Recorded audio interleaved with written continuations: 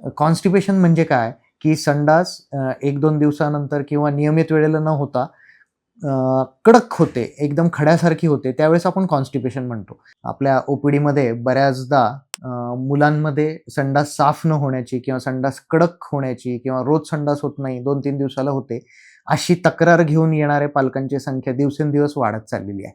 कधी-कधी लहान मुलांना एखाद्या दिवसाआड वगैरे संडास होऊ शकते. परंतु जर मऊ संडास होत असेल, तर त्याला कॉन्स्टिपेशन आपण म्हणत नाही. परंतु जर ती कडक होत असेल, अगदी खडे-खडे पडत असतील, तर त्याला मात्र आपण कॉन्स्टिपेशन किंवा बद्धकोष्ठता म्हणतो. आता याची बरीच कारणं असू शकतात.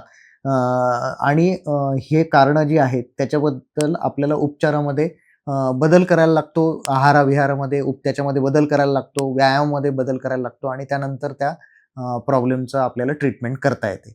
आता ही जी कॉन्स्टिपेशन ही जी समस्या आहे, आजकाल ही दिवसेंदिवस वाढत चालली आहे. कारण आपण प्रोसेस्ड फूड जास्त खायला लागलोय. त्याच्यामुळे आपल्या जेवणामध्ये मैद्याचा वगैरे अंतर्भाव खूप जास्त आहे. फास्ट फूड खाण्याचं प्रमाण मुलांमध्ये जास्त वाढलेलं आहे. तर ह्याच्यामुळे आणि बेकरी प्रॉडक्ट्स वगैरे ह्या गोष्टींमुळे थोडंसं कॉन्स्टिपेशनचं प्रमाण वाढतंय.